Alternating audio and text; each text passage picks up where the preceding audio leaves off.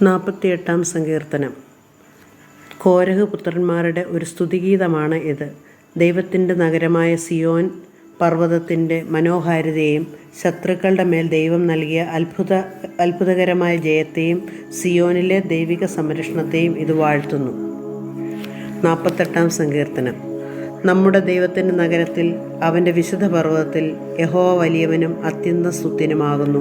മഹാരാജാവിൻ്റെ നഗരമായി ഉത്തരഗിരിയായ സിയോൻ പർവ്വതം ഉയരം കൊണ്ട് മനോഹരവും സർവ്വഭൂമിയുടെ ആനന്ദവുമാകുന്നു. അതിൻ്റെ അരമനകളിൽ ദൈവം ഒരു ദുർഗമായി വെളിപ്പെട്ടു വന്നിരിക്കുന്നു.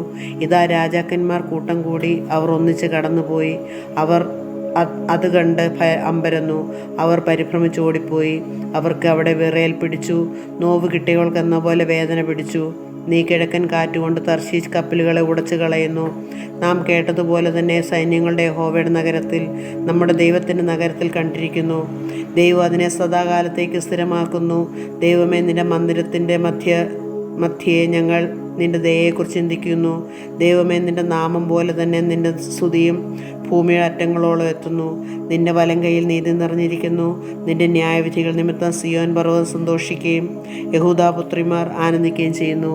സിയോനെ ചുറ്റി നടന്ന് പ്രദക്ഷിണം ചെയ്യുവീൻ. അതിൻ്റെ ഗോപുരങ്ങളെ എണ്ണുവീൻ. വരുവാനുള്ള തലമുറയോട് അറിയിക്കേണ്ടതിന് അതിൻ്റെ കൊത്തളങ്ങളെ സൂക്ഷിച്ച് അരമലകളെ നടന്നു നോക്കുവീൻ. ഈ ദൈവം എന്നും എന്നേക്കും നമ്മുടെ ദൈവമാകുന്നു. അവൻ നമ്മെ ജീവപര്യന്തം വഴി നടത്തും. ബാറയ്ക്കുമോ.